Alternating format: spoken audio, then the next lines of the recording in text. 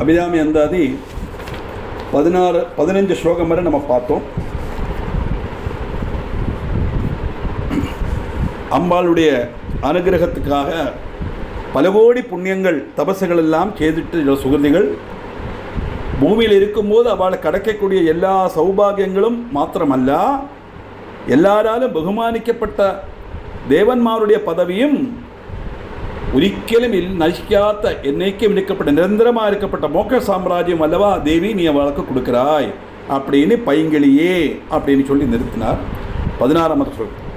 கிளியே கிளைஞர் மனத்தே கிடந்து கிளர்ந்து ஒளிரும் ஒளியே ஒளிரும் ஒளிக்கிடமே எண்ணில் ஒன்றுமில்லா வெளியே வெளிமுதல் பூதங்களாகி விரிந்த அம்மே அழியேன் அறிவு அளவிற்கு அளவானது அதிசயமே.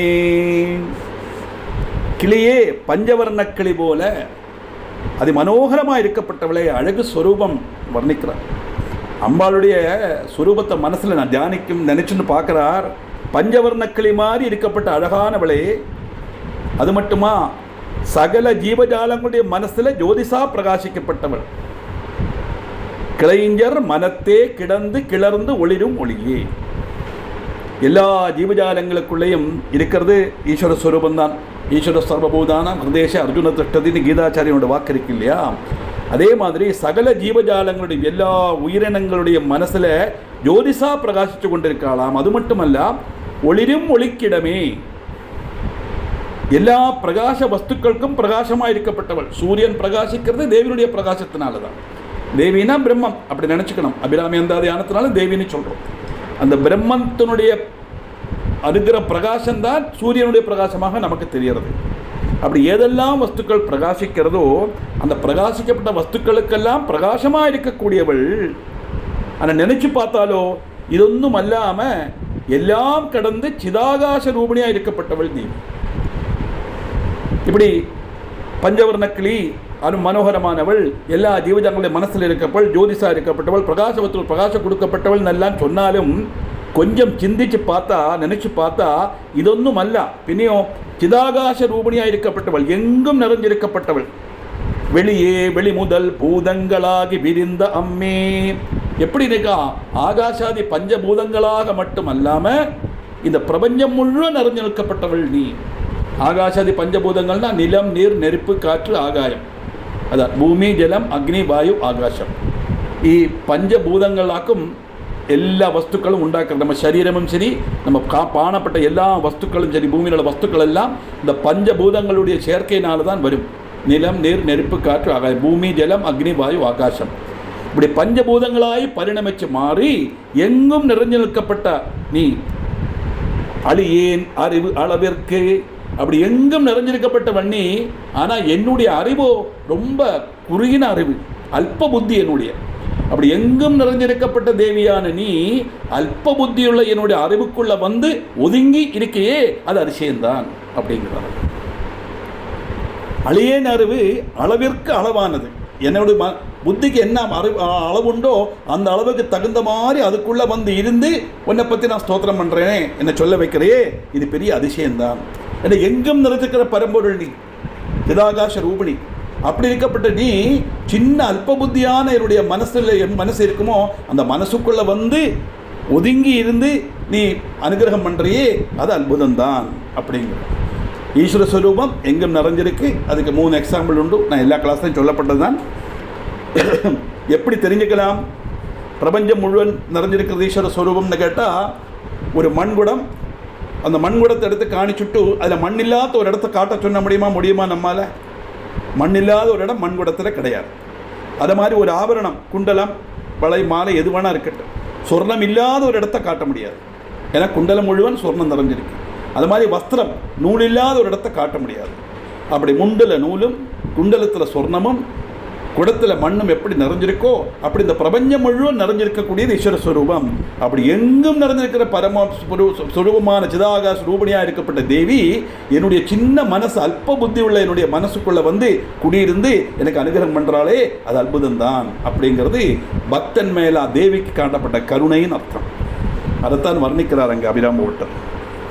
பயங்கர அதிசயம்தான். அதை சொல்லிட்டு அதிசயமான வடிவுடையாள் அரவிந்தமெல்லாம் துதிசய ஆனந்த சுந்தரவல்லி துணை இரதி பதிசயமானது அபசயம் ஆக முன் பார்த்த வர்தம் மதிசயமாக அன்றோ வாமபாகத்தை வவ்வியதே. தமிழ் லாங்குவேஜ் ஒரு அழகான ஒரு லாங்குவேஜ் தான். இந்த வாக்குகள் அப்படியாக்கும் கோர்த்து நடக்கிறது. இதெல்லாம் அம்பாளுடைய அனுகிரகத்தினால வரப்பட்டதாகும். புஸ்தகத்தை வச்சு டிக்ஷனரியை பார்த்து ஆலோசிச்சு எல்லாம் எழுதினது கிடையாது. எப்படிப்பட்டவள், அற்புதகரமான வடிவம் கொண்டவள். அம்பாளுடைய அந்த சொரூபம் இருக்கே, அதை வர்ணிக்க முடியாது. அற்புதமான ஆகார வடிவத்தோடு கூடினவள். தாமரைப்பூவே லெஜ்ஜிக்குமாம் அம்பாளுடைய சௌந்தரியத்தை பார்த்து. தாமரைப்பூக்களுக்கே லெஜ்ஜை. எப்படி, என்னை விட சௌந்தரியமாக இருக்காளே அப்படின்னு. என்னுடைய சௌந்தரிய தாமரைப்பூ தான் அழகு சொல்லுவா, என்னோட விட அழகாக இருக்கப்பட்ட ரூபத்தோடு இருக்காளேன்னு தேவியை பார்த்து இதுகள் லெஜ்ஜிக்குமாம், நாணிக்குமாம். அப்படி நாணிச்சு அவளை ஸ்துதிக்கும். அப்படி தாமரைப்பூ லெஜ்ஜிச்சு ஸ்துதிக்கத்தக்க மனோகரமுள்ள திருமுகத்தோடு கூடினவள் அந்த அபிராமி. திதி தேவியோட பதியான மன்மதன் கூட மற்ற ஸ்தலங்களெல்லாம் தன்னுடைய கைவரிசையை காட்டுறான். ஆனால் எந்த பரமேஸ்வரனுடைய முன்னால் பராஜயம் அடைகிறானோ அந்த பரமேஸ்வருடைய நெற்றிக்கண்ணை துறந்து அந்த காமதேவனை எரிச்சார் இல்லையா, அப்படிப்பட்ட சதாசிவமூர்த்தியை கூட அதிசயிப்பிக்கத்தக்கது அல்லவா உன்னுடைய அந்த, அதுக்கு வேண்டித்தானே நீ வாமபாகத்தை அடைந்தாய் அப்படின்னு கேட்குறார். அர்த்தநாரீஸ்வரர்ங்கிற கான்செப்டை நம்ம கேட்டிருக்கோம். அதானது ரதியினுடைய பதியான மன்மதன் எல்லா ஸ்தலங்களிலுமே தன் கைவரிசையை காட்டுறான். மன்மதனுடைய செயல்பாடுனால தான் இந்த உலகத்தில் ஜீவஜாலங்கள் நிலநிற்கிறது, பிரத்யுத்பாதனம் நடக்கிறது, வம்சாபிவிருத்தி உண்டாகிறது. அப்படி அத்தனை பேரையும் ஆனானப்பட்ட மகர்ஷிமாரையெல்லாம் தன்னுடைய வலையில் ஆக்கியிருக்கான் காமதேவன். ஆனால் பரமேஸ்வரனை மட்டும் அவனால் முடியலை. அதனால தான் முக்கண்ணால் எரிக்கப்பட்டவன் காமதேவன் கதை வருது. இந்த தாக்ஷாயினி அந்தர்தானமான உடனே பரமேஸ்வரன் தபசில் இருக்கார். அப்போது தாரகாசுரனுடைய ஆவிர்பாவம், வரம் கேட்குறான். சிவபுத்திரனை தவிர ஆராலும் நான் வதிக்கப்படப்படாதுன்னு பிரம்மதேவன் வரம் கொடுத்து விடுறார். சிவனுக்கு எப்படி புத்திரன் வரும் என தாக்ஷாயணியில் சிவன் தபசில் இருக்கார். அப்போ சிவனை தபசில் இலக்கி இந்த தாக்ஷாயணி பார்வதிராஜ புத்திரியா பார்வதியாக வளர்ந்து வரா. அப்படி சிவபார்வதி திருமணம் நடந்தால்தான் குமார சம்பவம் நடக்கும். அதுக்காக எல்லாரும் மன்மதன்கிட்ட போய் சொல்கிறான். பகவானுடைய தபஸ் இழக்க சொன்னால் அவர் நெற்றிக்கண்ணால் என்னை எரிச்சிருவார், போமாட்டேன்னு சொல்லுவன் காமதேவன். அத்தனை பேரும் தேவகாரியார்த்தம் போனோன்னு சொல்லும்போது அவருடைய தபஸ் இழக்கிறார். தபஸ் இழக்கின இழகின உடனே காமதேவன் தான் அதுக்கு காரியம் சொல்லி நெற்றிக்கண்ணால் அவருடைய பஸ்பமாக்கிடுறார். அப்படி எல்லா இடத்துலையும் தன் கைவரிசை காட்டின அந்த காமதேவன் எங்கே தோல்வி அடைஞ்சார்னா பரமேஸ்வரனுடைய நேத்திரத்தில் மட்டும். பரமேஸ்வரனுக்கு முன்னக்க மாத்திரம் தோல்வி அடைஞ்சுட்டான். அப்படிப்பட்ட எல்லாரையும் மோகிப்பிக்கப்பட்ட காமதேவனுக்கு கூட எரிச்ச பரமேஸ்வரனுடைய மனசை இழக்கிறதுக்காக வேண்டி, அவரை அதிசயிப்பிக்கிறதுக்கு வேண்டித்தானே நீ வாமபாகத்தை போய் அடைஞ்சாய் அப்படின்னு கேட்குறார். இந்த அர்த்தநாரீஸ்வரன் கான்செப்ட் எப்படி வந்தது அதை நம்ம தெரிஞ்சுக்கணும். மகாவிஷ்ணு பார்வதியினுடைய சகோதரன் அப்படின்னு புராண இதிகாசம் சொல்கிறது. பார்வதி போய் மகாவிஷ்ணுகிட்ட கேட்குறா, மகாலட்சுமிக்கு வக்ஷஸ்தலத்தில் நீங்கள் இடம் கொடுத்தேன், எனக்கு பகவானுடைய பகுதி சரீரம் வேணாம்.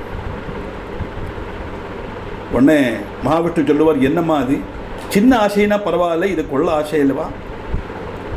லோகேஸ்வரனுடைய பகுதி சரீரம்ங்கிறது அவ்வளவு எளிதல்லவே, அதனால் அந்த ஆசை விட்டுருன்னு சொல்லி நிருத்சாகப்படுத்துகிறார், டிஸ்வேடிங் ஹர். பட் பார்வதி விடுறதா இல்லை. அதெல்லாம் முடியாது, உங்களுக்கு தெரியும் அதுக்குள்ள வழி, அதை எனக்கு உபதேசம் பண்ணி தரணும் சொல்லும்போது ரொம்ப கிளேசம் சகிக்கணும் அது அடையிறதுக்கு அப்படின்னு சொல்கிறார். என்ன கிளேசம் சகித்தாலும் பரவாயில்லை, நான் அதை அடையிறேன் அப்படின்னு சொல்ல பகவானுடைய 108 நாமாக்கள், சிவோ மகேஸ்வர சம்பு பினாகி ஈஷதிஜேகரஹா அப்படின்னு 108 நாமங்களை பகவான் சொல்லி கொடுக்குறார். அதை உபதேசம் வாங்கி ஒற்றை காலில் தபஸ் பண்ணி ஒரு வருஷம்னா நம்முடைய 365 வருஷம். நம்முடைய ஒரு வருஷங்கிறது அவளுக்கு ஒரு நாள், தேவர்களுக்கு 365 வருஷம் ஒற்றை காலில் இருந்து வாயு பட்சணம் கூட இல்லாமல் தபஸ் பண்ணுறா பார்வதி. அந்த 365வது நாள் பகவான் பிரத்யட்சப்பட்டு தபஸனுடைய உத்தேசம் என்னான்னு கேட்க, எனக்கு பகுதி சரீரம் வேணும்னு சொல்கிறார். அப்படியே இடது கையால் வாங்கி அணைச்சிக்கிறார். அதாக்க இந்த வாமபாகத்தை இவள் அபகரிச்சான்னு வரும். அப்படியாக இந்த அர்த்தநாரீஸ்வரனுடைய கான்செப்ட் வந்தது. சாதாரண எல்லா சிவன் கோயிலையும் நீங்கள் பார்ப்பேன் எழுதி வச்சிருப்பா சிவாய நமஹ மகேஸ்வராய நமஹ சம்பவே நமஹ பினாகி நம எழுதி வச்சிருக்காளே. இதைத்தான் சிவோ மகேஸ்வரர் சம்பு பினாகி சதிசேகரகான்னு ஸ்லோகமாக சொல்லிக் கொடுத்தார் மகாவிஷ்ணு. அதனால இந்த சிவாஷ்டோத்திரத்துக்கு இவ்வளோ பவர் உண்டுங்கிறதுக்காகத்தான் இந்த கதையை நான் சொல்கிறேன். ஆற்றுல எந்த பூஜை பண்ணினாலும் என்ன ஒரு ஃபங்க்ஷன் நடந்தாலும் சிவாஷ்டோத்திரம் பண்ணுவான். அது சிவனுக்கு பிராதானியம் நினச்சின்னு பண்ணுறான். பட் அதெல்லாம் அதுக்கு தாற்பயம் அசாத்தியமான காரியமான பகவானுடைய பகுதி சரீரம் கூட அடையறதுக்கு அம்பாளை சகாயிச்சது இந்த சிவநாமம் 108. அதனால் எந்த காரியம் மனசில் நினைச்சு இந்த சிவாஷ்டோத்திரம் அர்ச்சனை பண்ணினாலும் அது சாதிக்கும். அதுக்கு தனியாக எல்லாம் வேண்டாம். 108 காயின், 5 ரூபா காயினோ 10 ரூபா காயினோ 1 ரூபா காயினோ ஏதாவது வச்சுக்கலாம். டெய்லி புஷ்பத்துக்காக நம்ம கஷ்டப்பட வேண்டாம். அந்த காயினை வச்சு 108 காயினை வச்சு அந்த புக்கில் போடாமல் சிவாய நமஹ மகேஸ்வராய நமஹ சம்பவே நமஹ பினாகினே நமஹ அப்படி சொல்லி ஒவ்வொரு காயினா அந்த பகவான் சிவனுடைய படத்துக்கு முன்னால் வச்சா போயிடும். அடுத்த நாளைக்கு அதே காயினை யூஸ் பண்ணி பூஜை பண்ணலாம். அப்படி சிவாஷ்டோத்திரம் பூஜை டெய்லி பண்ணினா என்ன மனசில் சாதித்தாலும் அது நடக்கும் தாற்பயம். அப்படிப்பட்ட அந்த பகவானுடைய பகுதி சரீரத்தை கொடுத்ததுக்குள்ள விசேஷமான மந்திரம் அந்த சிவாஷ்டோத்திரங்கிறது. அப்படிப்பட்ட அந்த வாமபாகத்தை நீ அபகரித்தது எதுக்கு தெரியுமா? காமதேவனையே இருக்க சதாசிவனை போலும் நீ விடப்படாது அதிசயிப்பிக்கத்தானே செய்தாய். அப்படின்னா காமதேவன் இருக்க பரமேஸ்வரனு கூட அம்பாளுடைய முக சௌந்தரியத்தை பார்க்கும்போது அவருக்கு காம உணர்ச்சி வந்துடும் தாற்பயம். பரமேஸ்வரனையே மனசை இழக்க வைக்கிற அளவுக்கு அதிசயமானவள், அதிசய ரூபத்தோடு கூடியவள் அம்பாளுங்கிறது அம்பாளுடைய பிரபாவத்தை காணிக்கிறதுக்காக உள்ள ஸ்லோகம் அர்த்தம். அப்படி வாமபாகத்தை எடுத்தினாய். வவ்விய பாகத்திரைவரும் நீயும் மகிழ்ந்திருக்கும் செவ்வியும் உங்கள் திருமணக்கோலமும் சிந்தையுள்ளே அவ்வியும் தீர்த்து என்னை ஆண்ட பொற்பாதமும் ஆகி வந்து செவ்விய காலன் என் மேல் வரும்போது வெளி நிற்கவே. ஹே தேவி, வாமபாகத்தை அபகரித்த அந்த மகாதேவனோடு கூடி நீ சந்தோஷமாக சேர்ந்திருக்கப்பட்ட சுரூபமும் நீங்கள் 2 பேரும் வதுவரன் மாதிரி நிற்கப்பட்ட கோலமும் எல்லாம் நான் என்னுடைய மனசில் நினைச்சு பார்க்குறேன். அப்படி நினச்சி பார்க்கும்போது என் மனசில் உள்ள ஆமயங்கள் எல்லாம், சந்தேகங்கள் எல்லாம், கட்டங்கள் எல்லாம், துக்கங்கள் எல்லாம் தீர்ந்துடுத்து. ஏன்னா சந்திரன் உதிக்கலைன்னா அக்னிக்கு இரையாக போகிறார். அந்த வருத்தம் கூட அவர் மனசில் இல்லையாம். ஏன்னா உன்னுடைய திருமுகத்தை மனசில் தியானம் பண்ணிட்டு இருக்கிற காரணத்தினாலே என் மனசில் உள்ள எல்லா கட்டங்களும் போயிடுத்து. அதனால என்னை ஆண்டது உன் பற்பாதங்கள், என்னை ஆட்கொண்டவள். அப்படிப்பட்ட உன்னுடைய பாதாரம் என்றது சரணாகதி அடைகிறேன். என்னை ஆட்கொண்டவள் நீ. அப்படிப்பட்ட உன்னுடைய பொன் பாதங்களோடு கூடின ஒன்று பொன் பாதங்கள் இருக்கே, அதை என்ன செய்யணும் தெரியுமா? செவ்விய காலன் என் மேல் வரும்போது, அந்த யமதர்மன் என்னுடைய ஜீவன் எடுக்கிறதுக்கு வருவன், வந்து யமலோகத்தை கொண்டு போகிறதுக்கு. அப்படி வரும்போது வெளி நிற்கவே நீ வந்து என்ன ரட்சிக்கணும். என் மனசுக்குள்ளே நான் தியானம் பண்ணிட்டு அந்த பொற்பாதங்களை, மனசில் உண்டாகப்பட்ட ஆமயங்களெல்லாம் திருத்தி என்னை ஆண்ட உன்னுடைய பொற்பாதங்களோடு கூடி பீகரனான காலன் நேர வரும்போது வெளியில் வந்து என்னை நீ காப்பாற்றணும் அப்படின்னு தாற்பயம். அப்படின்னா என்ன அர்த்தம்? அப்படின்னா மரண பயம் எனக்கு இல்லாமல் ஆகணும் தாற்பயம். அதாவது பயத்திலே பெரிய பயம் மரண பயம், செத்து போயிடுவோங்கிற பயம். அது பயந்தாலும் பயாட்டாலும் சாகத்தான் செய்வோம். யாரும் தப்பாக நினச்சிக்காதுங்க. தூங்க வேண்டிய சமயத்தில் எழுப்பி உட்காத்தி வச்சு சார் அப்படிலாம் சொல்கிறாரே நினச்சிக்கப்படாது. ஏன்னா மரணம்ங்கிறது இந்த சரீரத்துக்கு தானே ஒழிய இந்த ஜீவனுக்கு கிடையாது. ஒரு ஜீவன் 84 லட்சம் பிராവശ്யம் ஜனிக்கும். அதில் 9 லட்சம் மனுஷ பிறவி. அதில் ஒரு பிறவி தான் இப்போ இந்த சரீரத்துக்குள்ள கைலாசநாதங்கிற ரூபத்தில் இருக்கு. மரணம் இந்த சரீரத்துக்கு தான் சம்பவிக்கும். இந்த கைலாசநாதன் இந்த சரீரத்துக்கு தான் பேர். பிராணம் போனால் பேர் போட மாட்டல இல்லையா? பேரினை நீக்கி பிணமென்று பேரிட்டு ஊரறிய ஓங்கி அழுதிட்டு சூரடையான் காட்டில் கொண்டு போய் சுட்டிட்டு நீரில் முழுகி நினைவிழுந்தாரேன்னு ஒரு கவி. இருக்கும்போது நியூமராலஜி வச்சு பேரெல்லாம் போட்டுக்கலாம். பெரியப்பா அப்படி இருக்கார், சித்தப்பா அப்படி இருக்கார், மூச்சு விடுறாரா, பேசினாரா எல்லாம் கேட்பா. அந்த வெண்டிலேட்டரை எடுத்து பிராணம் போயிடுச்சுன்னா என்ன சொல்லுவா? பெரியப்பா போயிட்டாரா, டெட் பாடி எப்போ கொண்டு வரா? அதான் பேரினை நீக்கி பிணமென்று பேரிட்டு. இருக்கும்போது என்ன வேணால் பேர் போட்டுக்கலாம். ஆனால் பிராணம் போன ஒரே பேரு தான், எவனாக இருந்தாலும் பிணம். பேரினை நீக்கி பிணம் என்று பேரிட்டு, ஒற்ற பேரு தான், காமன் நெய்ம் எல்லாருக்கும், irrespective caste, creed, age, sex, religion, ஒரே ஒரு பேர் பிணம். என்ன செய்வா? சூடடையான் காடு கொண்டு போய் சுட்டிட்டு அதுக்கு முந்தி ஓங்கி அழுதுட்டு பயங்கரமாக அழுவா. எல்லாரும் கூட உள்ள வாழலாம். அழுது நேரம் காட்டில் கொண்டு போய் எரிச்சு களைஞ்சுவா. களைஞ்சுட்டு நேரம் குளத்தில் வந்து முழுங்குவா. அதோட தீர்ந்தது, அவனை பற்றி மறந்துடுவான். இம்பெடுத்தாண்டா ஜீவிதம்ங்கிறார் அவர்.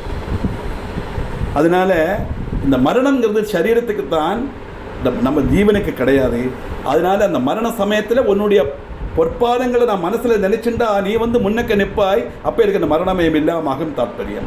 மரணம் எப்படி வரும்? அவர்னா எஸ்எம்எஸோ வாட்ஸ்அப்பில் மெசேஜோ அனுப்பிட்டு வர போகிறார் தெரியாதே. அதனால என்ன, சதா சர்வநாடி அம்பாளுடைய பாதார பிண்டத்தை மனசுலையே நினைச்சுட்டு இருந்தோம்னா காலன் எப்போ வேணா வரட்டும், we don't mind. Hello Yamadharman come on, I am ready அப்படின்னு சொன்னால் நம்மளை கண்டு பயந்து ஓடிடுவோம்.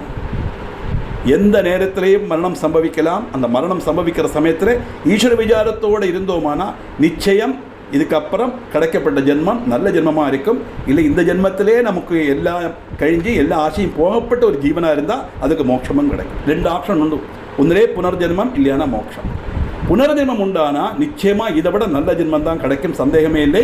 எவனொருவன் ஈஸ்வர விசாரத்தோடு இருக்கானோ அப்படின்னு தாத்பரியம். இவ்வளவு விஷயத்தை மனசில் வச்சுண்டாக்கும் அபிராமி பட்டர் சொல்கிறார், வெவ்விய காலன் என்மேல் வரும்போது வெளி நிற்கவே. நீ வெளியில் நிற்கணும் மனசுக்குள்ள அந்த பாதத்தை. எப்பேற்பட்ட பாதம் அம்பாளுடையது அப்படின்னு சொன்னால், உன்னுடைய அனுகிரகத்தினால எனக்கு மரண பயம் இல்லாமல் ஆகணும் தேவின்னு தாத்பரியம். வெளியில் நின்றால் மட்டும் வருமா? வெளி நின்ற நின் திருமேனியை பார்த்து என் விழியும் நெஞ்சும் களி நின்ற வெள்ளம் கரை கண்டதில்லை, கருத்தினுள்ளே தெளிகின்ற ஞானம் திகழ்கின்றது என் திருவுளமோ, ஒளி நின்ற கோணங்கள் 9 மேவி உரைப்பவளே. ஒளி வீசப்பட்ட நவகோண சக்கரத்தில் நின்று உரையப்பட்ட அபிராமி. நவகோண சக்கரம்னு சொன்னால் நவவியூகமானது அம்பாளுடைய அந்த ஸ்ரீசக்கரம். அந்த ஸ்ரீசக்கரத்தில் உடவிடப்பட்டவள் நவத்வாரத்தோடு கூடினது நம்ம சரீரம். அதனால் ஸ்ரீசக்கரமும் இந்த மனுஷ சரீரமும் ஒன்று சொல்லுவாள். அவளுக்கு 9 வாசல், நமக்கு 9 வாசல் உண்டு. அதுதான் ஊனுடை சிவர் வைத்து என்பது உன் நாட்டி உரோமம்மே இந்த 9 வாசல், தானுடைய குரம்பை விரியும் பொழுது உந்தன் சரணமே சரணன்றிருந்தேன் அப்படின்னு சொல்லுவாள்.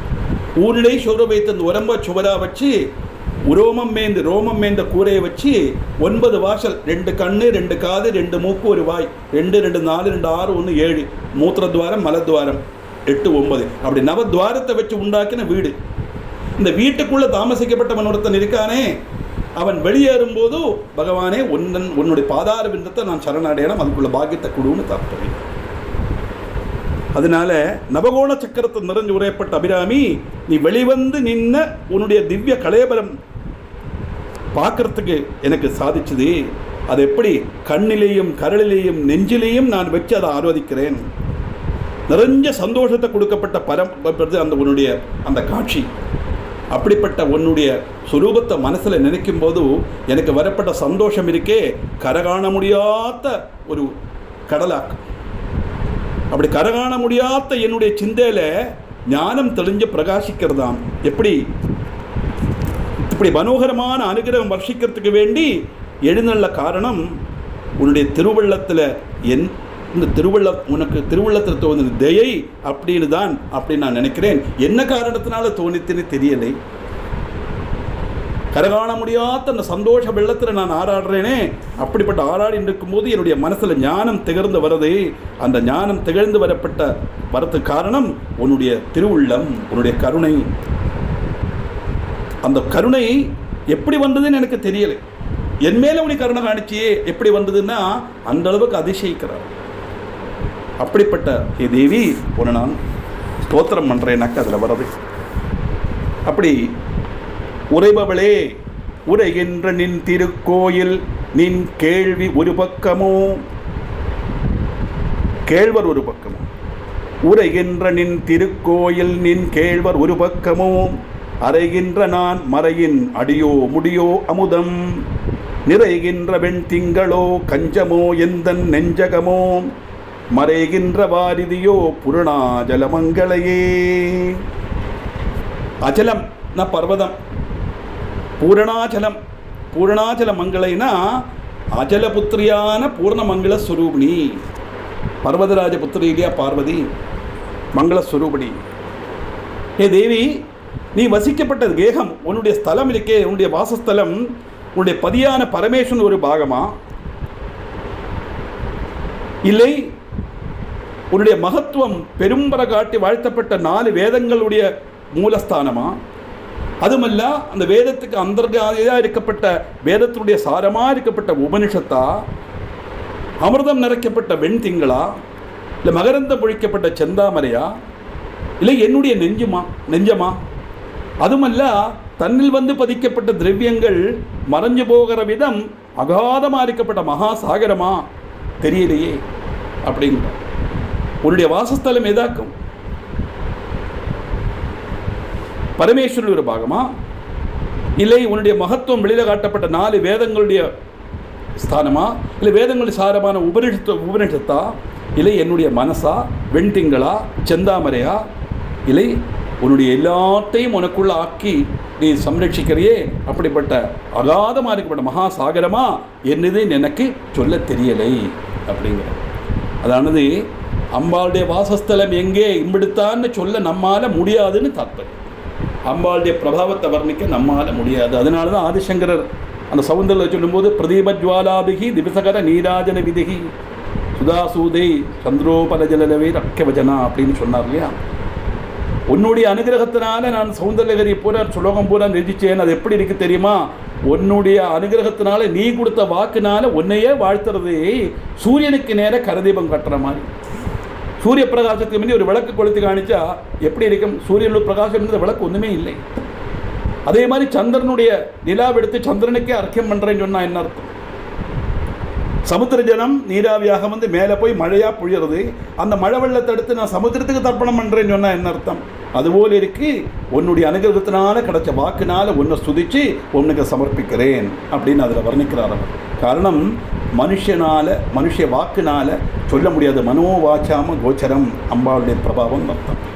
அப்படிப்பட்ட உன்னுடைய பிரபாவத்தை நான் எப்படி சொல்லுறது?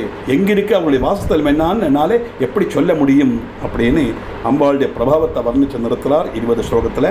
மேற்கொண்ட ஸ்லோகம் என்னங்கிறது அடுத்த கிளாஸில் பார்க்கலாம்.